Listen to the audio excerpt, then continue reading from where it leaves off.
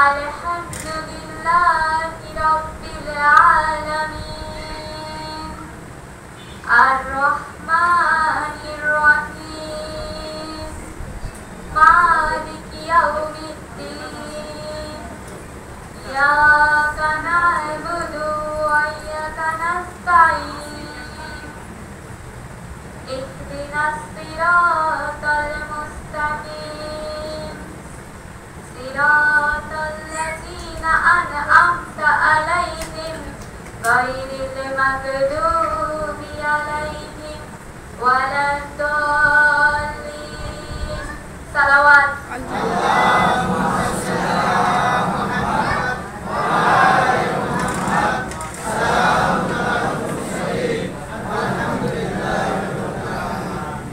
মহান আল্লাহ রাব্বুল আলামিনের দরবারে লাখ লাখ শুকরিয়া যে আজকের এই 21শে রমজানের রাতে আল্লাহ রাব্বুল আলামিন তার কিছু বান্দা এবং বান্দীকে এই পবিত্র মাওলা আলী দরবার শরীফে একত্রে সমবেত হবার সৌভাগ্য দান করেছেন।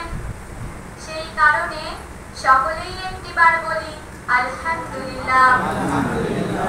লাখ দরুদ ও সালাম সরওয়ারে কায়নাত মুফাখখারে মওজুদাত তাজদারে মদিনা রহমাতাল লিল আলামিন সিরাজুম মুনীর শাফিউল মুসলিমিন খাতামান নবিয়্যিন আহমদে মুস্তাফা মুহাম্মদে মুস্তাফা সাল্লাল্লাহু আলাইহি ওয়াসাল্লাম এর উপর যে নবী হচ্ছেন সমস্ত নবীদের সাইয়্যিদ, যে নবী হচ্ছেন হেদায়েতের নূর, যে নবীর ওসিলায় বাবা আদম আলাইহিস সালাম তার গুনাহ থেকে মাফ পেয়েছিলেন।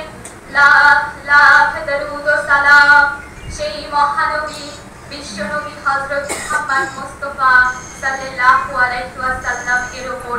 সালাওয়াত।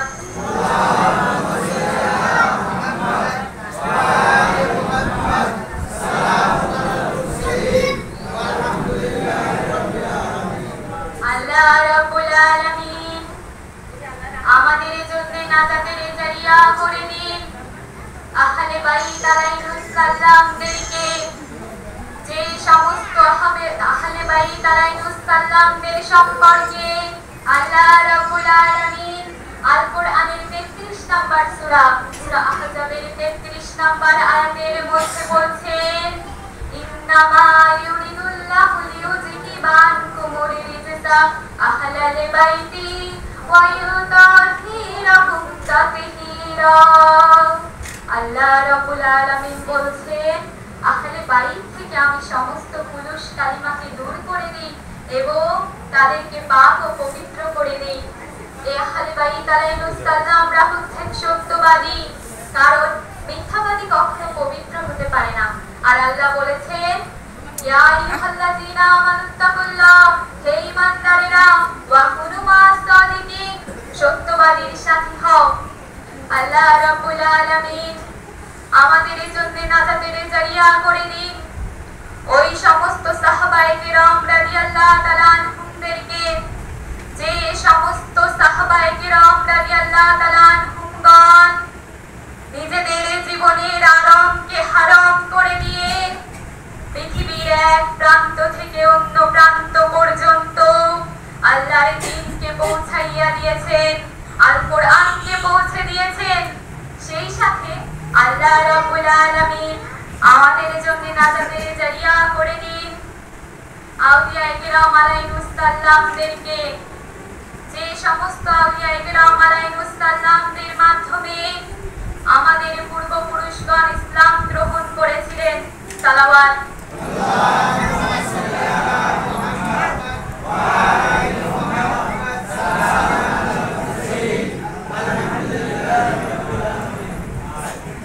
হাজিরানে মজলিস, আজ এই 21শে রমজানের রাতে পবিত্র মাওলা আলী দরবার শরীফে ইমামুল মাশরিক ওয়াল মাগরিব আসাদুল্লাহিল গলিব বেলায়েতের সম্রাট হযরত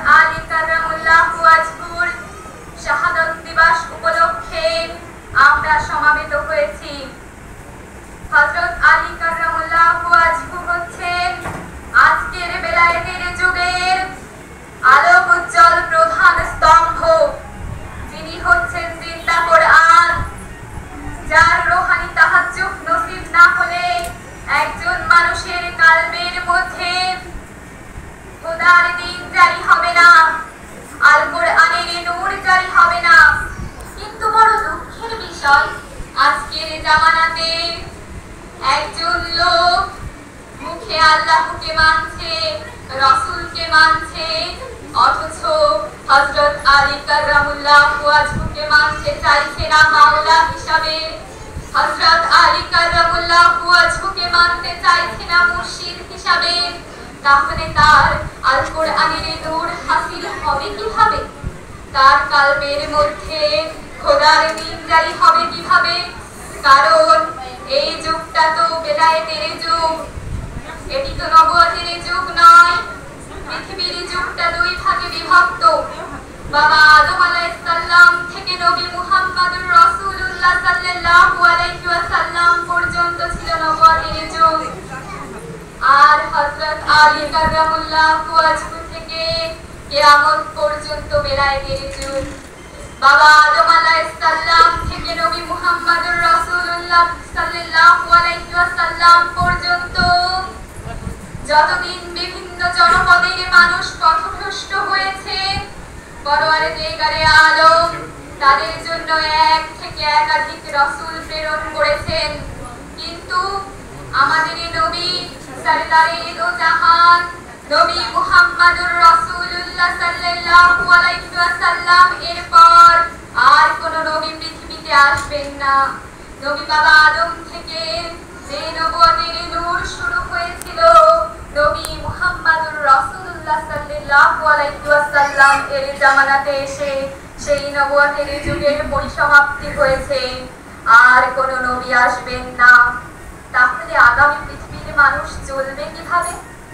আমরা যারা রাসূলের পরে জন্মগ্রহণ করেছি, আমরা তো আল্লাহকে দোষারোপ করব যে আল্লাহ তখনকার মানুষ যখন অন্যায় করেছে, পথভ্রষ্ট হয়েছে, তাদের জন্য আপনি নবী প্রেরণ করেছেন,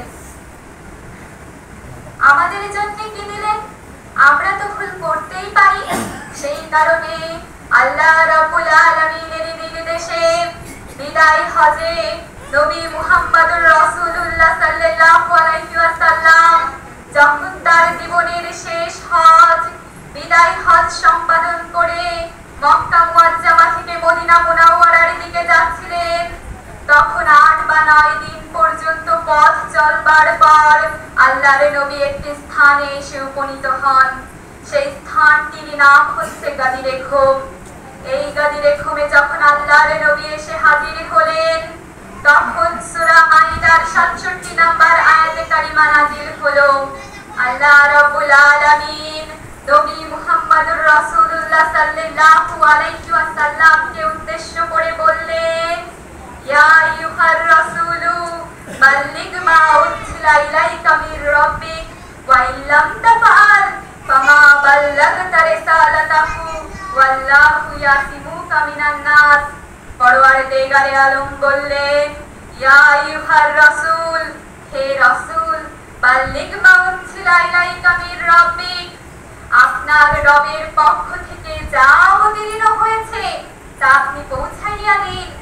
ওয়া ইল্লাম তাফআল, যদি আপনি সেই কাজটি না করেন, ফামা বাল্লাগতা রিসালাতাহু, আমি আল্লাহ বুঝে নেব আপনি রিসালাতকেই পৌঁছান নাই। এই আয়াতে কারিমা একটি অতিশয় গুরুত্বপূর্ণ বিষয়। আল্লাহর নবী কি জানতেন না কেন আল্লাহ ওনাকে রাসূল করে পাঠিয়েছেন? ওনার কাজই তো ছিল দিন পৌঁছানো।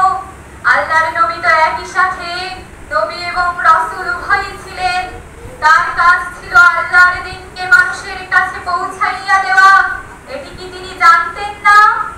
আর সূরা মাইদার এই আয়াতটি যখন নাযিল হয়েছে, তার আগে নামাজের হুকুম চলে এসেছে, রোজার হুকুম চলে এসেছে, হজের হুকুম চলে এসেছে, কালিমা, নামাজ, রোজা, হজ, যাকাত, সমাজের মতে যা যা দিন ইসলামের জন্য প্রয়োজন তা চলে এসেছে, তার আগেই নাযিল হয়েছে।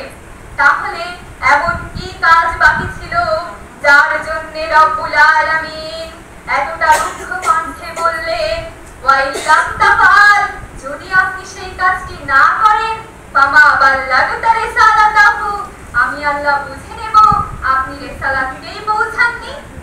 এই আয়াতে কারিমা নাজিল হবার পর আল্লাহর নবী সমস্ত সাহাবায়ে কেরামদের মধ্যে হযরত আলী কাররামাল্লাহু ওয়াজহুকে ডেকে নিজের ডান পাশে দাঁড় করালেন। দীর্ঘ একটি ভাষণ দিলেন। অতঃপর আল্লাহর নবী হযরত আলী কাররামাল্লাহু ওয়াজহু এর বাম হাতটা ধরে এমন ভাবে উঁচু করলেন যেন মনে হচ্ছিল খেজুর গাছে খেজুরের কাঁদি ঝুলছে।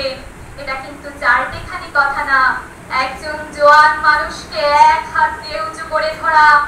তো রাসূল পাক সাল্লাল্লাহু আলাইহি ওয়াসাল্লাম শেষ পর্যন্ত বললেন, মান কুনতু মাওলা ফাহাজা আলিউন মাওলা, আমি যাদের মাওলা আজ থেকে আলী তাদের মাওলা।